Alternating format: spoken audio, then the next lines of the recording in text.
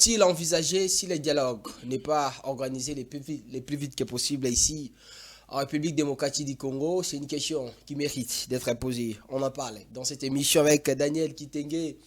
Il est analyste politique proche de l'opposition. C'est avec lui qu'on va essayer d'avoir des réponses quant à cette question que nous nous sommes posée. On va revenir aussi sur cette histoire de la Constitution, mais aussi la sortie médiatique de Martin Fayulu au niveau de la Belgique. Lui qui est revenu sur l'origine des Banyamulenge. Ça fait débat aujourd'hui. Il y a certains qui même ne cesse de menacer les présidents de décider par rapport à ce propos, par rapport à sa sortie médiatique qui est venu contredire ce que le président Tshisekedi avait affirmé à l'époque, toujours en Belgique, que les Banyamulenge étaient des Congolais. Quel est l'avis ou bien l'opinion de notre invité aujourd'hui? Interface, deuxième numéro de la semaine.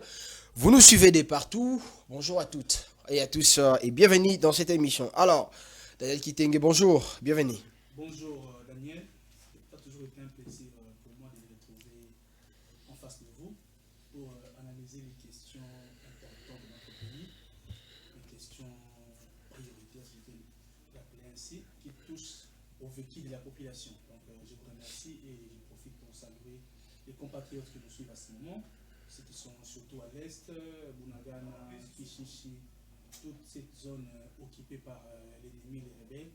Donc, je profite vraiment de votre micro pour leur dire bonjour et beaucoup de force à eux. Nous allons continuer à faire ce combat-là. Alors, il faut continuer à faire ces combats. Belle chemise, cravate noire. Est-ce que cet habillement a une signification que beaucoup de personnes ne savent pas peut-être? Ah non, il y a madame qui a préféré que je sois habillé comme ça aujourd'hui. Maman Debo, que je salue en passant le petit Kimia. Il y a madame qui a décidé que je sois habillé comme ça. Donc c'est le choix de Maman Debo. Maman a préféré que je sois aujourd'hui en chemise et elle a fait un très bon choix, je le trouve aussi. Et je la salue de là où elle nous suit à ce moment parce que c'est parmi les gens qui suivent vraiment très bien votre chaîne, donc elle suit à ce moment. Et je salue le petit Kimia qui nous suit aussi à la maison. Elle va bien, Maman Debo? Oui, Maman Debo se porte à merveille et les bébés aussi. Le bébé Kimia, il se porte bien. Ok, vous allez la saluer de votre retour à la maison. Merci beaucoup. De votre part. Alors, Daniel Kitenge, d'entrée de jeu dans cette émission, on va commencer d'abord avec la sortie médiatique de Martin Fayulu au niveau de l'Europe, précisément à Bruxelles, la capitale de la Belgique, où il avait insisté sur la présence des Nanga et Kabila dans ces dialogues, mais aussi surtout son opinion quant aux questions des Banyamulenge, s'ils sont des Congolais ou pas. Et ça fait débat aujourd'hui, l'opinion est partagée. Si les uns sont d'accord avec Martin Fayulu, les autres pensent que le président de l'ECD a quand même exagéré dans sa communication. Il a raté l'occasion de se taire. Il a fait une communication pas bien, qui a essayé un peu de faire réveiller beaucoup de personnes. Vous avez suivi même certains de cette communauté considérée comme une communauté minoritaire des Banyamulenge, Azawas ou Uberwa et tant d'autres qui sont sortis pour attaquer à la va-vite Martin Fayulu. Et vous, quelle est votre opinion par rapport à cette sortie médiatique de Fayulu? Fayulu a-t-il raison ou pas? Merci beaucoup, Monsieur Daniel, pour cette belle question. Par rapport à la question des Banyamulenge, moi, en réalité, je ne vois pas pourquoi les gens s'acharnent à s'attaquer à Martin Fayulu. Parce que Martin Fayulu n'a fait que relater l'histoire de notre pays. J'ai comme l'impression que dans ce pays, on veut nous interdire à nous, Congolais, de parler de vraies questions de notre pays, de parler des questions historiques de notre pays, de répondre à ces besoins-là. Nous avons des jeunes, nous avons des enfants qui naissent chaque jour. Nous devons leur transmettre la vraie histoire du pays. Nous devons leur dire les réalités passées pour que ces derniers le maîtrisent très bien. On ne peut pas interdire aux compatriotes congolais de réfléchir sur leur pays. Sur la question des Banyamulenge. Mais le problème aussi parfois, c'est parce que nous n'avons pas un récit historique commun où tout le monde peut aller lire et comprendre l'histoire du Congo de la même manière. C'est ça aussi la faiblesse de notre pays. On n'a pas vraiment construit une histoire commune. On n'a pas... c'est-à-dire, chacun de nous relate l'histoire du pays comme bon le semble. Chacun de nous relate l'histoire du pays comme il le veut. C'est ce qui crée aussi une faiblesse dans notre pays. Alors que si on avait dans notre musée un récit historique commun où tous les Congolais peuvent aller s'informer pour avoir la même information, ça allait être une bonne chose. Aujourd'hui, la question sur les Banyamulenge n'allait pas poser un problème. Pourquoi doit-on avoir peur d'aborder la question sur les Banyamulenge? Pourquoi? Parce qu'on parle des pygmées, ils sont aussi minoritaires. Pourquoi ça ne fait pas problème? Mais pourquoi seulement les Banyamulenge qui doivent faire un problème? Alors que, historiquement parlant, tous les récits historiques, les experts du monde, même à la colonisation, vous avez vu un rapport des Belges à l'époque où on a répertorié les tribus qu'on avait trouvées lorsqu'ils sont arrivés à ces niveaux-là. Les démontrent clairement que les Banyamulenge ne sont pas les Congolais. Ils ne sont pas des Congolais par rapport à nos origines. C'est-à-dire, ils ont acquis la nationalité. S'ils ont acquis la nationalité, c'est autre chose. Mais sur le plan historique, ils ne sont pas Congolais. Ce sont des gens qui sont venus. J'ai même suivi la déclaration de Roubaix-Roy. Roubaix-Roy vous dit, même Roubaix-Roy qui a tenté de contredire Martin Fayulu, il ne l'a pas contredit. Parce que Roubaix-Roy vous dit, les Banyamulenge sont venus. Mais lorsqu'on dit ils sont venus, ils étaient où avant? Parce que ceux qui tentent de contredire Martin Fayulu, j'ai vu Roubaix-Roy qui a toujours été un fervent défenseur des Banyamulenge parce qu'il est de là, qui à l'époque, vous vous rappelez, de 1+4, a menacé plus d'une fois de quitter le gouvernement si la cause des Banyamulenge n'était pas prise en compte. Roubaix-Roy a été au gouvernement, non pas pour la cause des Congolais ou de nos compatriotes, mais il a été au gouvernement de 1+4 justement pour défendre les intérêts des Banyamulenge. Donc, déjà, sur ce plan-là, Roubaix-Roy n'a pas contredit Martin Fayulu. Il vous dit, les Banyamulenge sont venus avant. Il faisait allusion à la tribu de Martin Fayulu. Mais le fait de dire qu'ils sont venus, c'est que ces peuples-là proviennent de quelque part. C'est que ces peuples-là ne sont pas originaires de notre pays. Donc Fayulu n'a pas tort. Non, Fayulu n'a pas tort. Parce que sur le plan historique, il a étalé très bien la matière. Il est même revenu sur ça pour vous expliquer. Cette vérité a choqué beaucoup. Non, mais ça ne peut pas choquer, monsieur Daniel. En France, par exemple, lorsqu'on voit des joueurs français jouer pour l'équipe nationale, même les commentateurs, c'est-à-dire ceux qui commentent les matchs de football, ils vous disent clairement, par exemple Mbappé. On dit Mbappé, le joueur français d'origine camerounaise. Pourquoi ça ne choque pas? Pourquoi ça ne choque pas les Camerounais? Pourquoi ça ne choque pas Mbappé? Lorsqu'on prend beaucoup de joueurs de nationalité africaine qui jouent pour la France, lorsqu'on évoque leur origine, pourquoi ça ne choque pas? Lorsqu'on est par exemple en Amérique, où on dit il y a un problème en Amérique où on s'attaque généralement aux Noirs. Mais ils sont nés en Amérique. Ils ont été en Amérique. Mais pour le fait qu'ils sont venus, les vrais Américains ne les considèrent pas comme des Américains.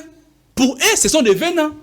Ils sont Américains parce qu'ils ont acquis la nationalité américaine, mais ils ne le sont pas par rapport à l'origine de leur pays. Donc, c'est la même question aujourd'hui pour les Banyamulenge. Ça a été prouvé. Les historiens ont écrit sur ça. Les Banyamulenge sont venus. Sont des venants. D'ailleurs, ils ont resté dans la nationalité collective accordée par Mobutu d'une manière frauduleuse à l'époque, parce qu'on ne pouvait pas accorder... D'une manière frauduleuse. Oui, on ne pouvait pas accorder la nationalité collective aux gens. La nationalité congolaise, c'est individuellement qu'on l'acquiert. On ne peut pas l'acquérir d'une manière collective. Mais on les a accueillis. Ils sont au pays aujourd'hui. On accepte pour du fait que, même notre constitution le dit clairement, est congolais, tout celui qui habite nos frontières avant 1960. Par rapport à ces faits-là, nous acceptons qu'ils sont des Congolais. Mais sur le plan origine, ils ne sont pas des Congolais. C'est qui l'ancêtre des Banyamulenge? Parce que moi, chez moi, nous avons Lupungu qui est mon ancêtre. Parce que je suis Songe et je suis Luba. Il y a Lupungu qui est notre ancêtre commun. Dans tous nos tribus, vous allez voir qu'il y a un ancêtre commun. C'est qui l'ancêtre des Banyamulenge? C'est qui l'ancêtre principal des Banyamulenge? Il ne faut pas suivre ces gens ici qui sont en train de chercher à faire du matu-vie pour vous prouver que non, on ne peut pas avoir peur d'aborder les questions d'une manière vraie. La réalité est claire et la réalité, on ne la change pas. Il faut que nous soyons à mesure face aux évidences, de nous incliner. C'est un fait, Martin Fayulu n'a fait qu'il rapportait le fait. Il n'a rien inventé. Il n'a rien inventé. Si vous allez dans le musée en Belgique, vous allez voir dans les rapports des colons, vous allez trouver la réponse à ces questions-là. On ne peut pas avoir peur d'aborder la question sur les Banyamulenge. Les Banyamulenge ne sont pas des Congolais, ils sont venus du Rwanda. Ils sont venus du Rwanda. Ce sont des Rwandais. Ils ne sont pas des Congolais. Mais ils ne sont pas des Congolais. Mais c'est déjà une partie minoritaire rapport. aujourd'hui. Elle est faite pour Fayoulou. Ou bien, je sais que vous pensez de dire ça, c'est un peu, vous êtes en train de marginaliser cette communauté. Parce que cette communauté, ces derniers temps, est quand même en ébullition. Le problème, c'est quoi?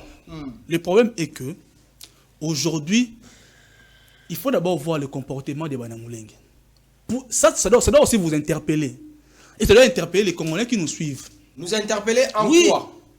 Les Banyamulenge, je ne parle pas de tout le monde. Parce que dans l'histoire du pays, nous savons qu'il y a certains d'entre eux aussi qui sont battus pour le Congo, qui sont morts en combattant pour le Congo. Il y a aussi des gens qui respectent. Il y a aussi des gens. Roubaix s'est battu pour ses intérêts. Roubaix n'a jamais travaillé pour la cause des Congolais. Non, faut pas l'oublier. Il était dans cette histoire de 1+4. Je vous ai rappelé qu'à l'1+4, Roubaix a menacé plusieurs fois de quitter le gouvernement si la question des Banyamulenge n'était pas évoquée. Il était là pour sauvegarder les intérêts des Banyamulenge. Même sous la gestion des Kabila, c'était la même chose. Roubaix n'a jamais représenté les intérêts des Congolais. Non. Regardez leur loyauté. J'évoque les comportements même des Banyamulenge. Qu'est-ce qu'ils ont fait? Leur loyauté. Pourquoi à chaque fois qu'il y a guerre à l'Est, les Banyamulenge sont toujours du côté de ceux qui prennent les armes contre le Congo? Je parle de la majorité, beaucoup d'entre eux. Dans toutes les rébellions, vous verrez que parmi les chefs de file, vous ne manquerez pas de Banyamulenge. Aujourd'hui, il y a, comment il s'appelle? J'ai oublié ce monsieur ici, il était sénateur ici, aujourd'hui il est encore à l'Est. Comment il s'appelle le monsieur ici? J'ai oublié son nom. Il était sénateur, mais... dans la rébellion. Oui, c'est un poste à Kabila ici, monsieur... le nom m'a échappé. Bon, ça va venir. Regardez ce monsieur-là. Il était sénateur, mais il a préféré laisser sa fonction pour repartir encore et faire la rébellion. D'ailleurs, si c'est Rugris, c'est qui d'ailleurs... Oui, un monsieur là, j'ai oublié ce nom. C'est un figure connu. C'est vraiment un figure connu. Leur loyauté, partant de Kunda Batouari, tous ces mondes-là, ce sont des Banyamulenge. Pourquoi leur loyauté a toujours pensé du côté du Rwanda, s'ils sont des Congolais, des frères Congolais? La question sur la minorité. Monsieur Daniel, les Banyamulenge ne sont pas les seuls peuples minoritaires ici au Congo. Non. Parce que quand vous abordez les minorités, vous cramponnez que sur les Banyamulenge. Non. Lorsqu'on parle des Banyamulenge, ce n'est pas pour les marginaliser. Non. Les Pygmées aussi sont minoritaires. Vous trouvez les Pygmées où, à part là où ils sont localisés? Les Pygmées aussi sont minoritaires. Est-ce que les Pygmées ont toutes les chances que tous les Congolais, tous les Congolais ont? Est-ce qu'ils ont des quotas au gouvernement, les Pygmées? Tu as déjà vu un ministre Pygmée? Je ne peux pas vous poser la question, mais on est en train de réfléchir. Ben oui. Avez-vous déjà vu un ministre Pygmée? Pas encore. Pourquoi? Ne sont-ils pas Congolais? Ils sont des Congolais. Mais pourquoi ces derniers ne se fâchent pas contre le pays? Pourquoi c'est moi lorsqu'on parle de Banyamulenge, se sont fâchés? Parce que quand on parle de Pygmées, on ne fait pas l'ison Rwanda. Certainement quand on parle de Banyamulenge, on fait l'ison Rwanda. Ça énerve. Pourquoi ça doit déranger les Banyamulenge si on vous dit que vous êtes des Rwandais? Peut-être ils ont compris dans le sens que Fayoulou ne voulait pas que... Non, la question n'est pas à ce niveau-là. Il va intervenir dans ces débats. Martin Fayoulou a été très clair. Il dit, je ne refuse pas qu'ils ont la nationalité congolaise. Parce que la loi est claire, l'article 10 de la Constitution montre clairement comment on peut acquérir la nationalité congolaise. Ils peuvent devenir Congolais parce qu'ils ont acquis la nationalité congolaise. Mais sur le plan original, les droits du sol. C'est-à-dire les droits du sol, le ius soli. Non, bon, déjà le Congo n'a pas le ius soli parce que le ius soli évoque tout celui qui est né au Congo. Parmi eux, il y a aussi certains d'entre eux qui sont nés au Congo. Ici au Congo, on n'a pas le ius soli. Nous avons le ius sanguini, c'est-à-dire les droits du sang. Sur le plan, il y a Makila même. C'est qui l'ancêtre des Banyamulenge? Leur ancêtre congolais. Ils s'appelaient Banyamulenge aussi. Mais d'abord, le mot Banyamulenge veut dire quoi? Le Banyamulenge veut dire quoi? Veut dire simplement les gens de Mulenge. Montagne. Les gens qui sont dans la montagne de Mulenge. Ils sont venus comment? Ils ont été déportés de leur pays, le Rwanda à l'époque, pour venir travailler dans les champs à l'époque sous la colonisation. Les migrations, tout ça. Ils sont des immigrés. Ils ont immigré au Congo. Sur le plan originalité, ils ne sont pas congolais. Ils n'ont pas de souches congolais en réalité. Ce sont des venants. Et on doit dire la question comme telle. Si on doit écrire des récits historiques de notre pays, on doit préciser que les Banyamulenge sont venus du Congo. Ils ne sont pas nés, ils n'ont pas une origine congolaise. Ce n'est pas de la moquerie non plus. Non, ce n'est pas de la moquerie. Non. En fait, ça ne peut même pas déranger. Parce qu'il y a des Libanais aujourd'hui qui sont congolais. Il y en a. Il y a des Belges qui sont il y a des Camerounais qui sont des Congolais. Il y a des Belges, des Français. Il y a des Belges qui sont des Congolais. Il y a des Français qui sont devenus Congolais. Il y en a beaucoup. Il y avait les Chaloupa et certains blancs. Mais il est devenu congolais. Monsieur Vernon, le pasteur Vernon de il reste mémoire. Il est devenu congolais. Il s'appelait congolais parce que sûrement il avait acquis la nationalité congolaise. Est-ce que ça devait être un problème si on lui dit vous êtes congolais parce que vous avez la nationalité congolaise, mais par vos origines, vous n'êtes pas congolais? Ça doit déranger pourquoi? Pourquoi ça dérange seulement au Banamoulin qu'on leur dit que vous n'êtes pas des Congolais d'origine? Donc en réalité, ça ne devait même pas faire un débat. Lorsque quelqu'un, un leader d'opinion, passe à la télé et vous dit sur ces gens-là ont acquis la nationalité congolaise. Ok, ils sont congolais parce qu'ils ont la nationalité congolaise. C'est comme Mbappé est français parce qu'il a la nationalité française, mais il n'est pas français originel. Il est français, il n'est pas français d'origine. Je vous relance. Voilà. Voilà ce qui pense Augustin Kabouya, secrétaire général de l'IDPS. Kabouya dit ceci. Oui. Aucune communauté tribale ne sera discriminée. Ceux qui rencontrent et propagent, faisant allusion à Martin Fayoulou, des discours disant que les Banyamulenge ne sont pas des Congolais, ils sont des menteurs. C'est ce qui pense Augustin Kabouya. Non. Lorsqu'on évoque des questions sérieuses, il faut éviter parfois d'évoquer Augustin Kabouya. Lorsqu'on parle des questions... C'est un Congolais sérieux. Non, lorsqu'on évoque des questions sérieuses de la nation, il faut éviter parfois d'amener Augustin Kabouya dans ces débats. Pourquoi? Qu'est-ce que Kabouya? Non, mais parce que je ne suis pas contre ce qu'il est en train de dire. Hein. Ça, c'est pour la consommation du public. C'est pour satisfaire ce que les gens veulent écouter. Mais s'il voulait contredire en réalité Martin Fayoulou, il devait évoquer aussi les récits historiques. Parce que Martin Fayoulou est parti dans l'histoire du pays. Il a évoqué leur arrivée au Congo, comment ils sont arrivés au Congo. Il a évoqué la langue que chaque tribu ici au Congo, chaque tribu au Congo a une langue. C'est quoi la langue de Banyamulenge? Dis-moi, c'est quoi la langue de Banyamulenge? Banyamulenge. Il y a une langue qui s'appelle Banyamulenge ici au Congo. Il parle quelle langue? Certains d'entre eux parlent le Kinyarwanda. Le Kinyarwanda, c'est une langue congolaise? Non, qu'on ne se trompe pas. Martin Fayoulou a été clair, tonton. Il a été clair, mon frère. Il a été clair et limpide. Donc, si on veut le contredire, qu'on nous amène des faits contraires, c'est-à-dire quoi? Apportez-nous d'autres rapports ici de la colonisation qui démontrent clairement que ce monsieur a menti. Même lorsqu'on parle de la discrimination, soyons vraiment vrais. Et j'ai l'impression qu'on n'aborde pas la question comme monsieur doit, et voilà pourquoi on tape à côté. Monsieur Daniel, parlons de la discrimination. Est-ce que les Banyamulenge sont vraiment discriminés au Congo ici? Analysons la question comme telle. Est-ce que ces gens-là sont vraiment discriminés? Ils ont des fonctions de responsabilité. Ils sont dans le gouvernement. Ils sont partout. Dans tous les postes. Il y a même des députés Banyamulenge. C'est-à-dire sur le plan national, ces gens-là jouissent de tous leurs droits comme Congolais. Ils sont dans l'armée, ils sont des généraux.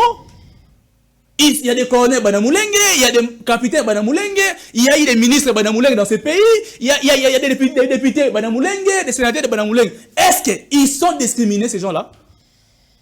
Mais combien de sénateurs à Pygmée que vous connaissez? Entre les Banyamulenge qui bénéficient de tout de ce pays et les Pygmées, on peut dire qu'ils sont discriminés. Qui sont discriminés en réalité? Entre les Banyamulenge et les Pygmées, qui sont discriminés? Parce que moi, depuis que je suis né, je n'ai jamais vu un ministre Pygmée. Mais j'en ai connu plusieurs des ministres Banyamulenge. Il y a eu des Roubewa, il y a eu des j'ai oublié l'autre nom. Celui-ci qui était aux infrastructures ici. Il est toujours ministre jusqu'à maintenant. Comment ça s'appelle là, tout ça? Les noms m'ont échappé. Il y a eu des ministres Banyamulenge, il y a eu des colonels Banyamulenge, des généraux Banyamulenge. Mais il y a jamais eu un général Pygmée par exemple. Vous en connaissez, vous?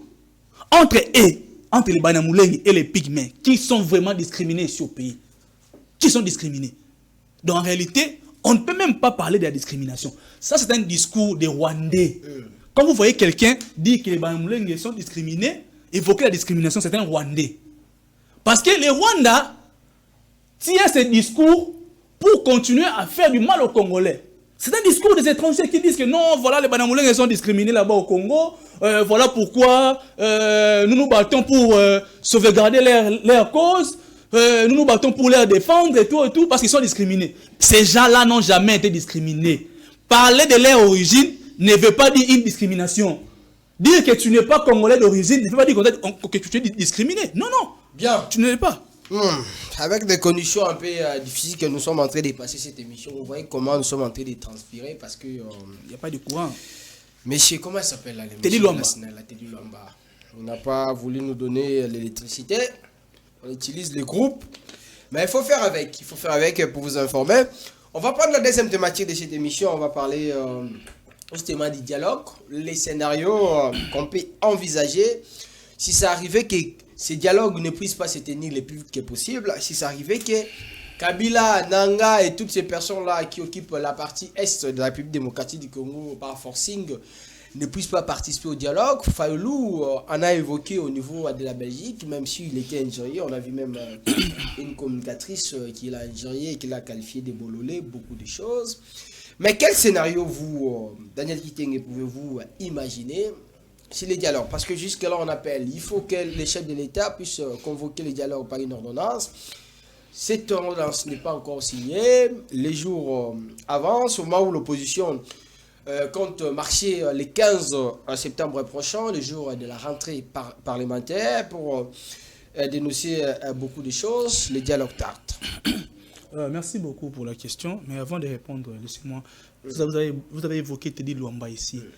C'est la seule personne que moi je connais dans ce monde qui a échoué comme ministre. Donc, il était ministre. Hydrocarbures. Non, il s'occupait, oui, de l'énergie. Ministre de l'énergie et de l'hydroélectrique, c'est quoi le truc pareil.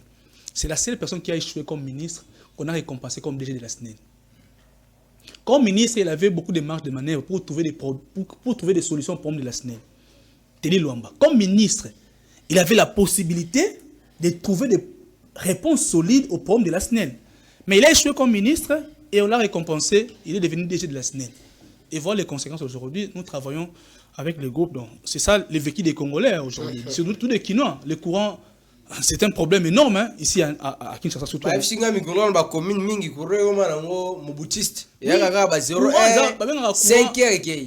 comment le roi femme de nuit. Mari de nuit.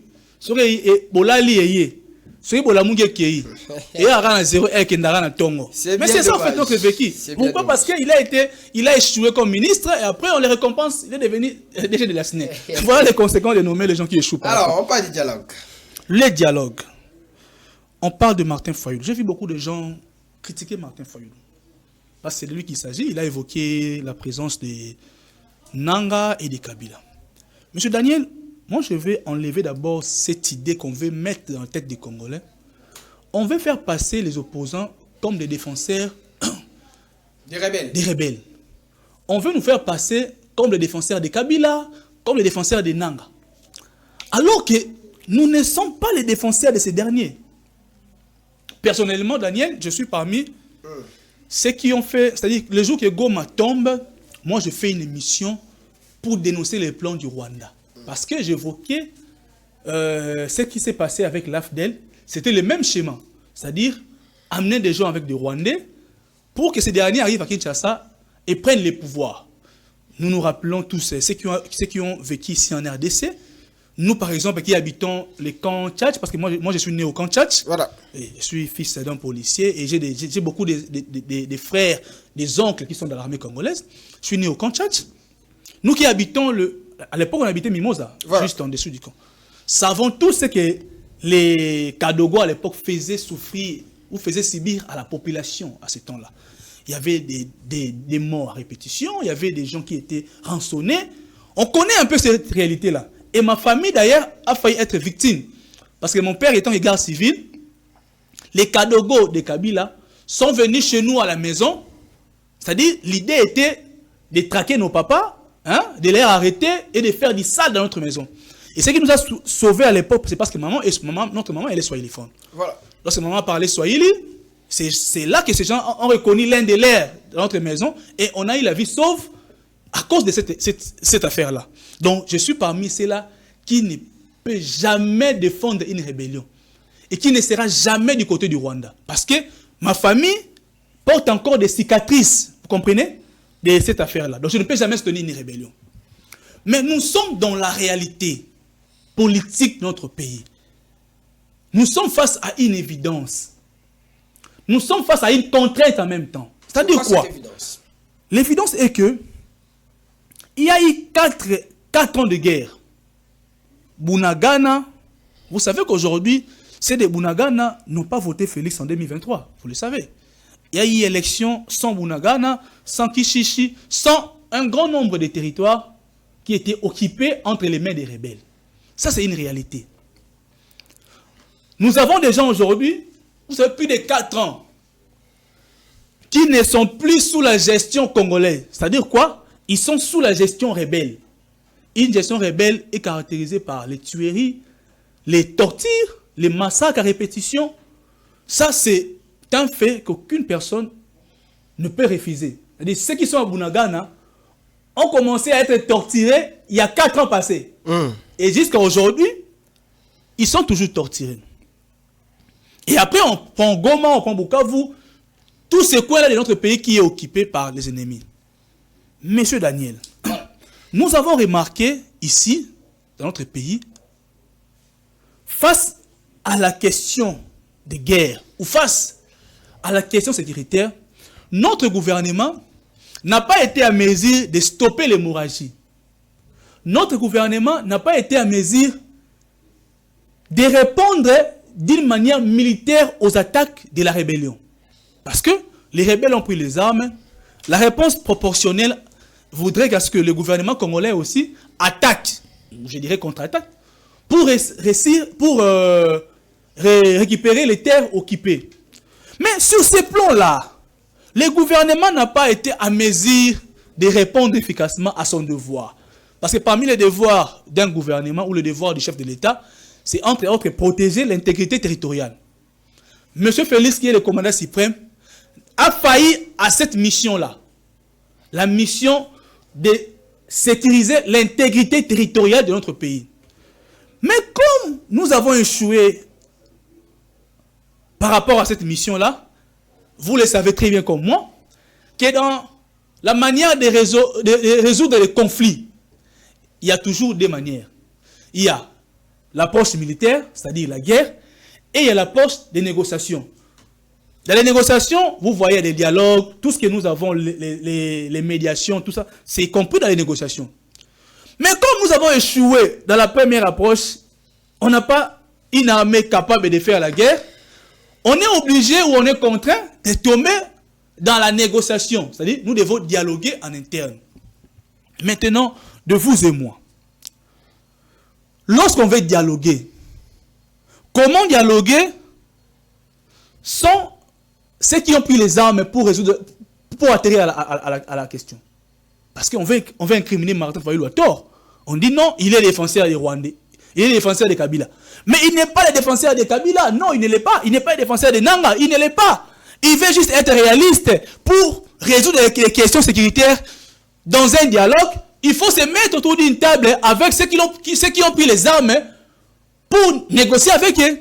Parce qu'on ne peut pas négocier ou on ne peut pas dialoguer pour des questions sécuritaires et écarter ceux qui ont pris les armes. C'est absurde. Vous comprenez pourquoi Martin Fayulu a parlé de la présence de Nanga et de Kabila. Donc, il est juste réaliste. Parce que Nanga, ici, le gouvernement congolais, nous a dit publiquement, même les Américains l'ont confirmé après, que Kabila est le patron de l'AFC. Dans une logique claire et simple. Lorsque le gouvernement congolais veut dialoguer avec l'AFC, comment il va faire pour écarter son patron? Moi, je me questionne. Comment le gouvernement congolais peut dialoguer avec l'AFC sans se mettre autour d'une table avec son patron? Parce que c'est le gouvernement congolais qui nous a dit publiquement ici que Nanga n'est qu'un pantin et que son responsable, c'est Kabila. Maintenant, si on veut être dans un dialogue national, inclusif, pour des questions sécuritaires, mais comment on peut écarter ces derniers? Ils ont les sangs des Congolais dans l'air, mais. Bon, en fait, la question des sangs des Congolais, c'est une question exclusivement réservée à la justice. C'est pourquoi Kabila est condamné. Moi, je suis de ceux-là. C'est pourquoi Nanga est condamné. Exactement. Moi, je suis de ceux-là qui ont toujours approuvé l'approche militaire. Ou l'approche forte. C'est-à-dire quoi? Être à mesure de contraindre l'ennemi à céder à la pression. Il y a eu des procès ici, M. Daniel, ouais, où on a condamné Nanga à mort. On a condamné Kabila à mort. Mais qu'est-ce qui manque à notre gouvernement pour les arrêter et les mettre en prison? Moi, j'interroge les communs des mortels. J'interroge tous ceux qui nous suivent. Qu'est-ce qui nous manque aujourd'hui pour arrêter Nanga et le mettre en prison? Parce que Nanga est à Goma. Goma, c'est notre pays. Mettons alors une stratégie efficace sur le plan militaire pour attaquer, récupérer Goma, récupérer Bukavu par la force et prendre Nanga et le mettre en prison. Pourquoi on ne le fait pas? Si Kabila n'est pas ici au pays, mais il y a possibilité d'avoir un mandat d'arrêt international pour l'arrêter là où il est, parce qu'il est condamné à mort. Mais pourquoi on veut négocier avec les condamnés à mort?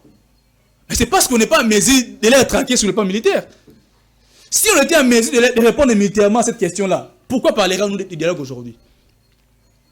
Les dialogues aujourd'hui tirent son soubassement du fait qu'il n'y a pas une force capable de répondre militairement à l'attaque des rebelles. Si on pouvait attaquer les rebelles sur le plan militaire, on ne parlerait même pas de dialogue aujourd'hui.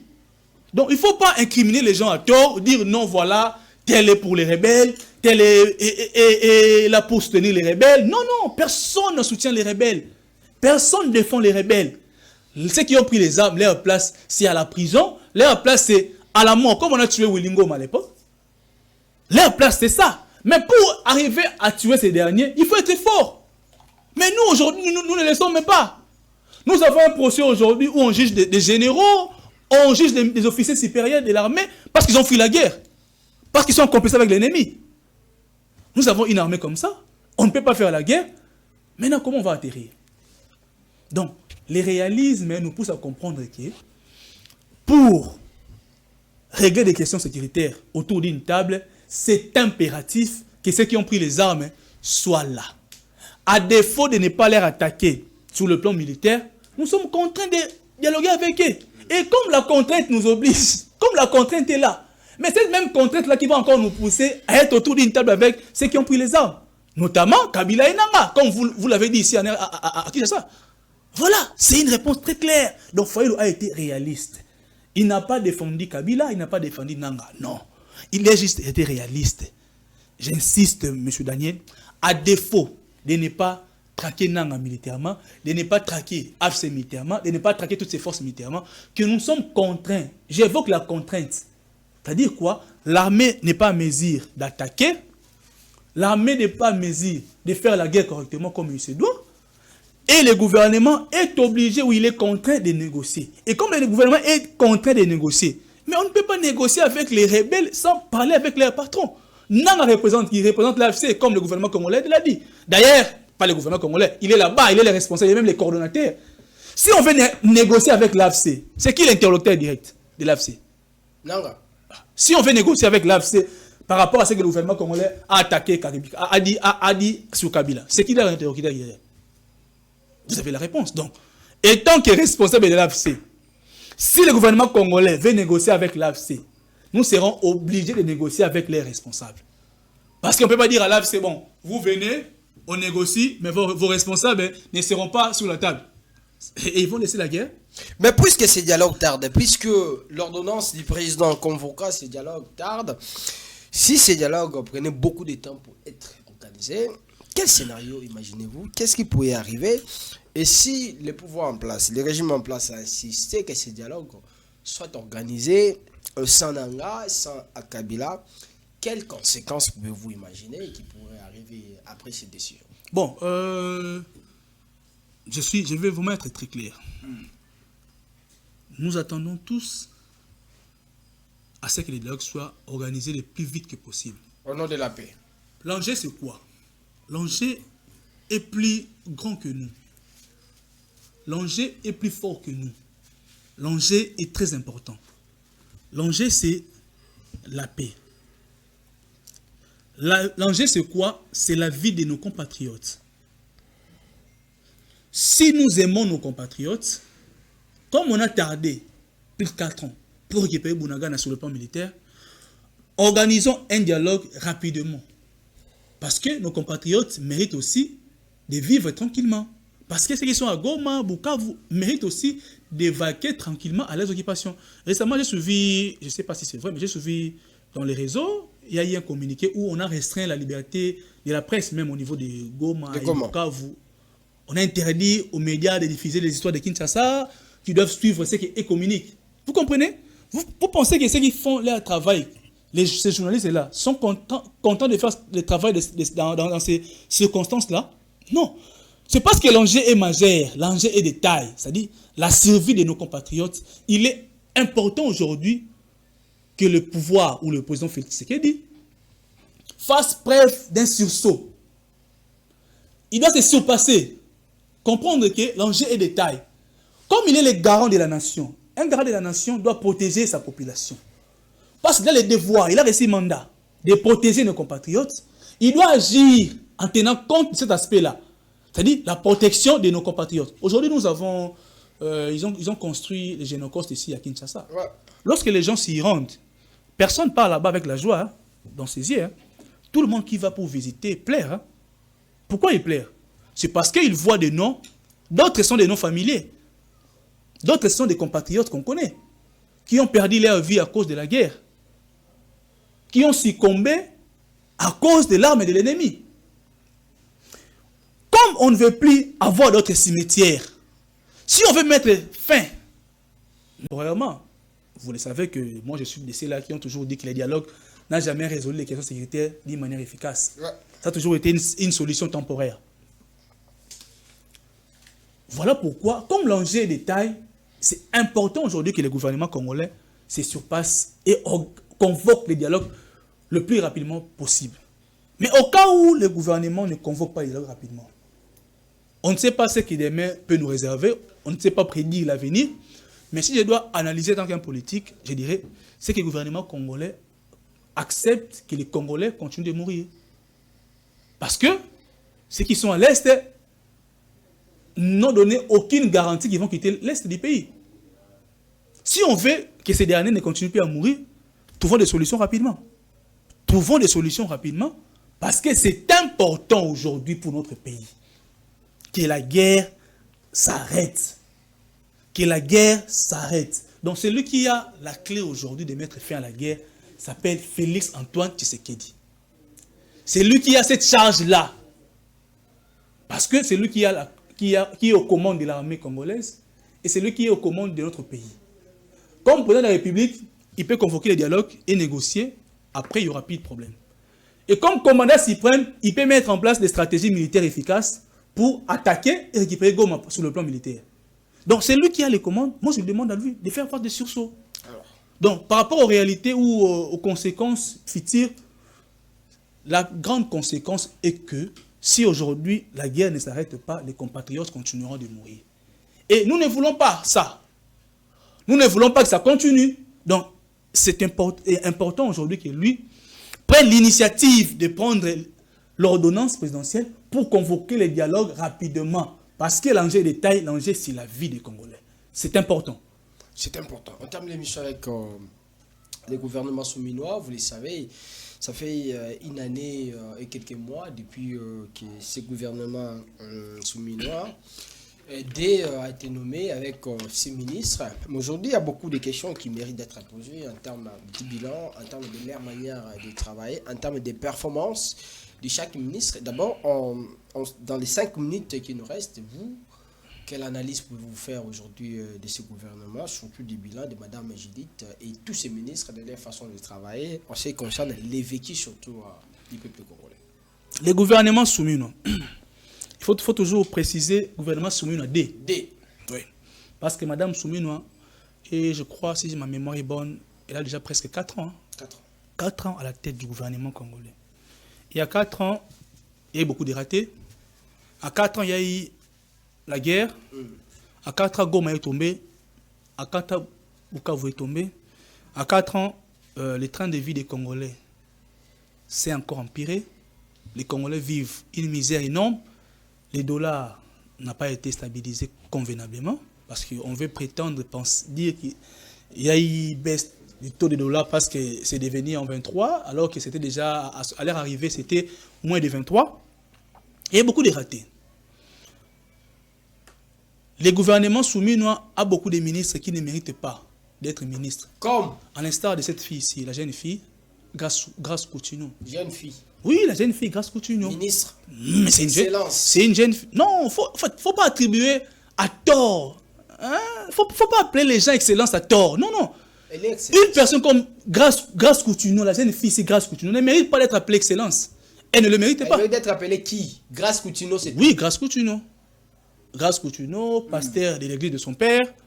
Je crois que même pasteur, même le titre de pasteur, c'est quand même discutable. Oui, c'est discutable parce que... Elle est l'héritière spirituelle. Bon, je ne sais pas qu'il y avait des héritiers spirituels. Elle est l'héritière... Prédicatrice, héritière spirituelle. Elle est héritière du bâtiment de son père. Hein? Et ça fait d'elle d'office pasteur.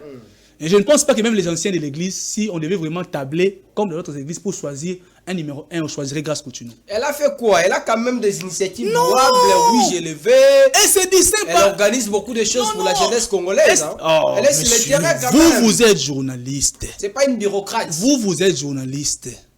Grace Coutinho. Et je crois qu'on doit même lancer une campagne interdisant à Grace Coutinho de prendre la parole publiquement. Oh! Oui. Au nom de quel principe? Je vais lancer une campagne. Même une pétition, hein, si je peux le faire, pour interdire à Grace Coutinho de prendre la parole publiquement. Oh. Mais c'est catastrophique. une ministre qui nous représente, qui vous dit la pays. La pays.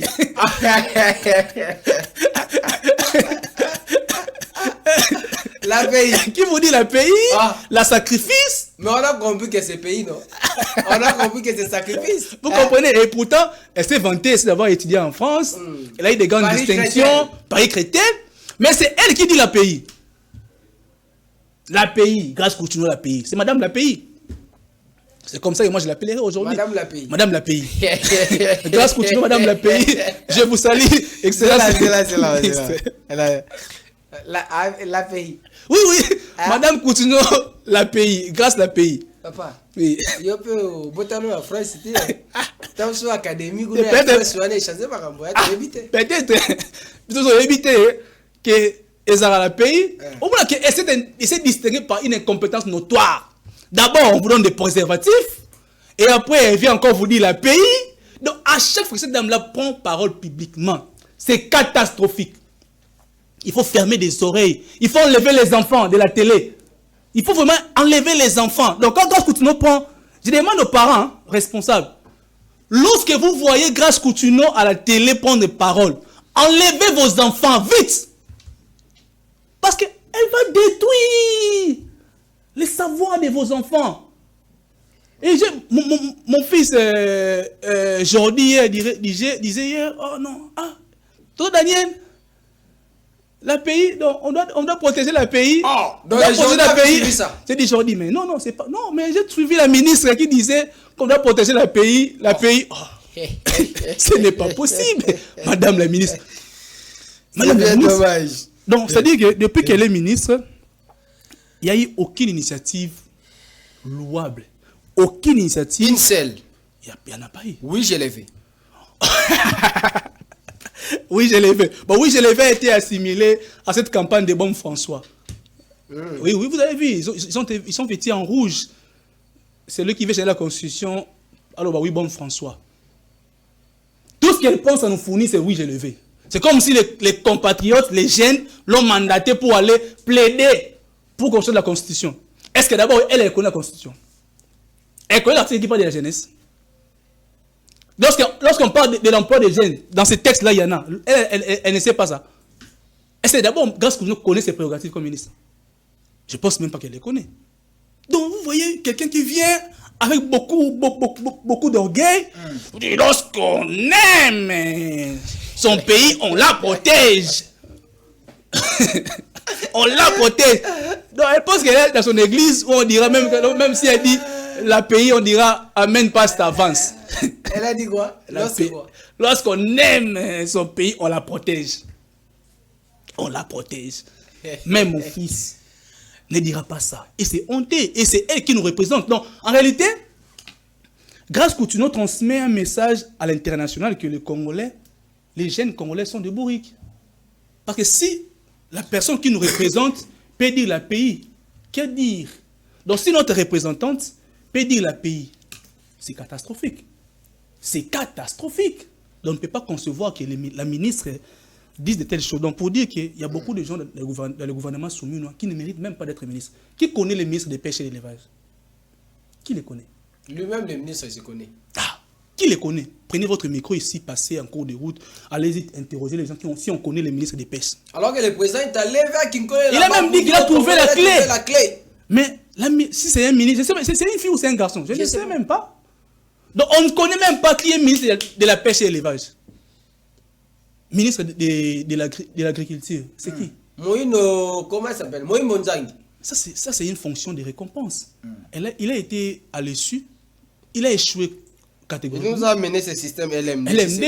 LMD qui voilà, aujourd'hui, ça fait souffrir les étudiants. Vous avez des horaires collés avec plus de 30 cours. Les gens souffrent énormément. On est contraint d'étudier du matin au soir, chaque jour, parce qu'il y a LMD. C'est pas mal, le système LMD, mais ça a été très mal conçu. Vous comprenez, aujourd'hui, ça fait souffrir les étudiants. Ministre de quoi encore? Il y a beaucoup de choses, il y a beaucoup de ministères hein, qu'on ne connaît même pas qui est le ministre. On ne connaît même pas. Et ce sont des gens comme ça qui sont là, qui sont payés par les frais de l'État. Même la ministre de l'Environnement, Maman Eve Bazaïba, qu'est-ce qu'elle fait? Non, elle est maintenant ministre des Affaires sociales. Ah, Affaires sociales. Ah, voilà, elle a même changé, je ne savais même pas. Elle a changé. Comme au Gondouane. Je ne savais même pas. Elle a dit au président fondateur, le président fondateur lui a changé. Comme vous voulez. C'est qui le ministre de l'Environnement? Je ne sais pas. Si vous, un journaliste, vous ne savez même pas, c'est qui le ministre de l'Environnement? Maintenant, imaginez-moi. On ne connaît même pas qui fait quoi. On ne connaît même pas les ministres. Mais au moins, il y a quand même il y a des ministres aussi qui se distinguent aussi. Par exemple, Eliezer Ntambwe. Les ministres Eliezer Ntambwe. Eliezer a fait quoi? Oui, Eliezer quand même, par rapport à ses prérogatives, on a vu Mobondo qu'il a mis en déroute. Il est sur le terrain. Il est sur le terrain, il a mis en déroute Mobondo. Il se bat pour conserver le patrimoine des anciens combattants par rapport à ses prérogatives. Lui, au moins, il travaille. Mais quand même, les autres, là, je peux vous rassurer, sont les gens, des noms qu'on doit vraiment jeter à la poubelle. Le premier nom, c'est Grace Coutuno. C'est la piètre ministre de ce gouvernement. Grace Coutuno. Madame la pays. Faut conclure l'émission. Donc, pour dire qu'un an de gouvernement souminois, il y a eu beaucoup de ratés. Et si on doit encore avoir un nouveau gouvernement, je pense que Souminois doit partir rapidement. Parce que tout ce que moi je retiens des Souminois, c'est qu'elle a dit publiquement qu'il y avait 3 pays en Amérique. À chaque fois qu'elle passe, elle aussi, devant les grandes chaînes, tout ce qu'elle dit, ça discrédite le pays, ça jette un déshonneur au pays. Vous vous rappelez, lorsqu'elle était, à l'époque, lorsqu'elle parlait de la Constitution, elle a confondu un article de notre Constitution avec la Constitution française. Donc, ça, c'est la Première ministre. Donc, vous comprenez un peu, c'est un gouvernement où il y a beaucoup de gens qu'il faut mettre dehors, beaucoup. Et s'il y a des gens qu'on doit conserver, peut-être futur dans notre gouvernement, je pense que les Ntambwe fait un très bon profil. Donc, c'est vraiment quelqu'un qu'on doit repêcher et redonner encore confiance. Parce que lui, au moins, on peut dire, bon, il était ministre sous sa gestion. Qu'est-ce qu'il a fait? Sous sa gestion, Mobondo a été mis en déroute. Sous sa gestion, le patrimoine des anciens combattants a été conservé. Sous sa gestion, il y a eu ça. Il a mené des actions sur le terrain qui ont accouché à des réponses très, très visibles. Et aujourd'hui, on doit quand même l'applaudir. Voilà un peu. Par rapport. Pour conclure l'émission. Bon, pour conclure l'émission, je ne sais pas si j'ai combien de minutes, je vais quand même jeter un peu de flair sur des compatriotes congolais qui sont en train de faire un travail énorme. Donc là, je fais allusion à M. Titi Nsumbu. Il est directeur du développement des produits et assistant technique de l'ANAPEX. Donc il y a quelque chose qui se passe aujourd'hui au niveau de Nairobi. Food Shop. Food Shop, c'est un salon. Un salon où on a ouvert les portes pour permettre à tous les compatriotes d'exposer leur production locale. Donc la RDC a été représentée valablement par M.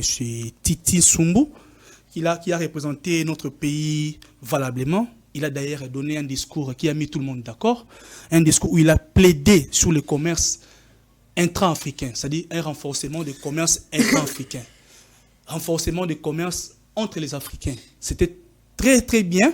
Donc du côté Congo, il y a eu ce monsieur-là qui nous a représentés lors des panels.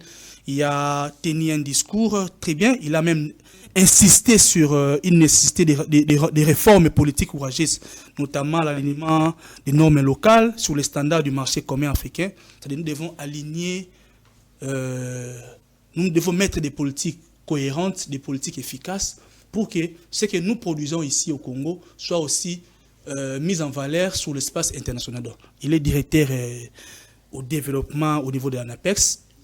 C'est très important d'établir sur des personnes comme ça. Donc, il nous a représenté valablement au niveau de Nairobi. Il a donné des exposés très bien. Ils ont amené des produits congolais, ils ont amené des cafés qu'ils ont présentés au reste des Africains pour que ces derniers consomment aussi le plan, c'est-à-dire consomment aussi la production congolaise. Donc c'est très important d'encourager ces initiatives. Des gens qui encouragent ce que nous produisons en interne pour que ça soit vendu au niveau international. Donc c'est très important de souligner ce que M. Titi Nsumbu a eu à faire. Donc il a amené la voix du Congo très haut au niveau de l'Afrique pour que la voix du Congo soit entendue. Donc nous jetons un coup de chapeau à M. Titi et aussi à M. Lambert Kankolongo, qui est président de la fondation Lambert Kankolongo, qui aujourd'hui, nous devons toujours encourager les compatriotes qui travaillent pour les intérêts des Congomans. Il n'est pas ministre, il n'est pas député, il n'a pas de fonctions, il n'a pas de fonctions étatiques, mais ce monsieur, avec ses moyens personnels, aide beaucoup de compatriotes, notamment par des formations gratuites, par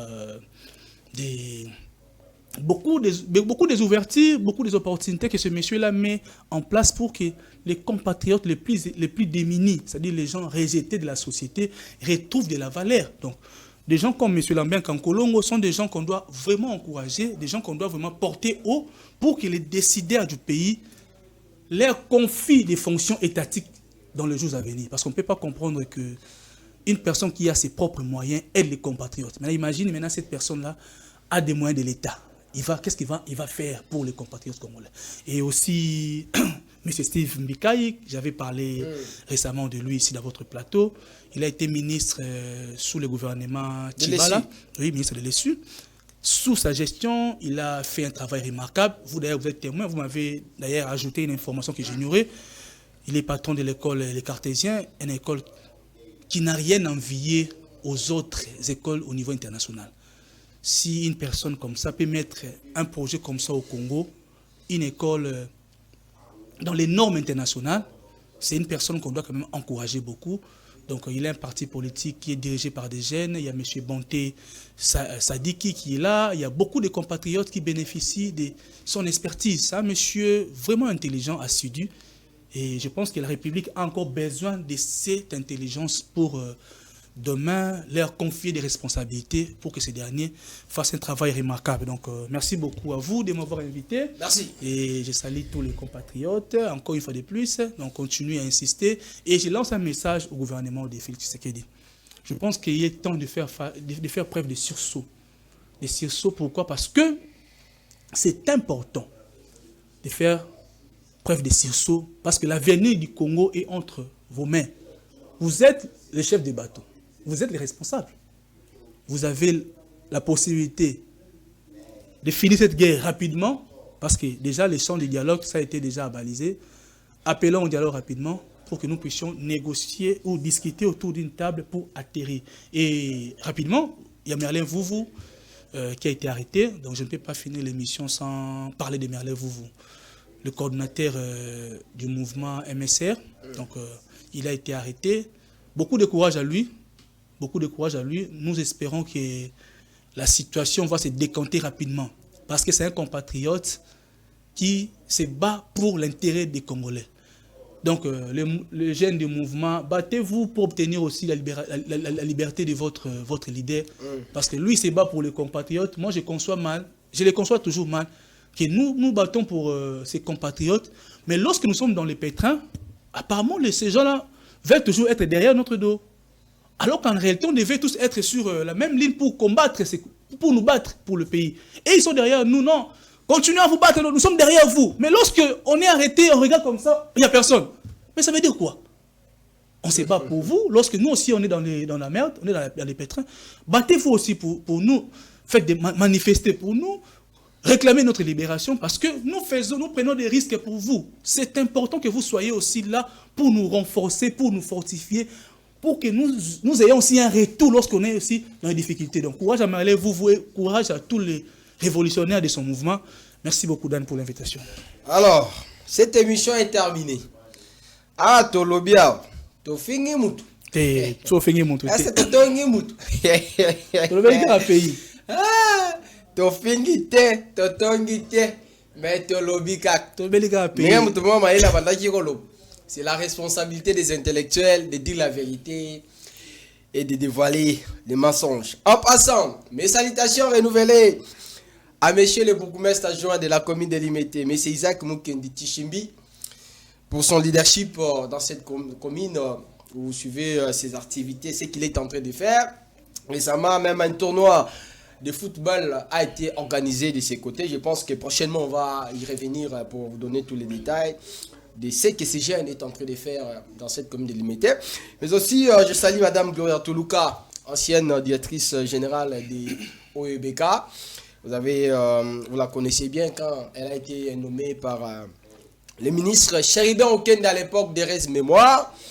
La situation qu'elle était venue trouver dans cette entreprise publique et ce qu'elle a fait, même les jours où elle partait, beaucoup de gens avaient regretté de son départ. Maître Gloria Toluka, merci, c'est ce genre de femmes que nous devons avoir dans ces pays, des braves, intelligentes, mais aussi avec cet esprit patriotique. Je termine cette émission, je ne vais pas terminer cette émission sans pourtant j'étais mes fleurs à Madame Grace Nema, qui est le questeur adjoint de l'Assemblée nationale, surtout pour son leadership dans la province de Bazuele. Elle qui est allée récemment plaider en ce qui concerne la situation des enseignants non rémunérés de cette province. C'est toujours bien d'avoir des gens comme ça. Cette émission est terminée, c'était le deuxième numéro de la semaine. On va se retrouver ce mercredi pour le troisième. Que vive la République, vive la RDC, restez-nous toujours fidèles.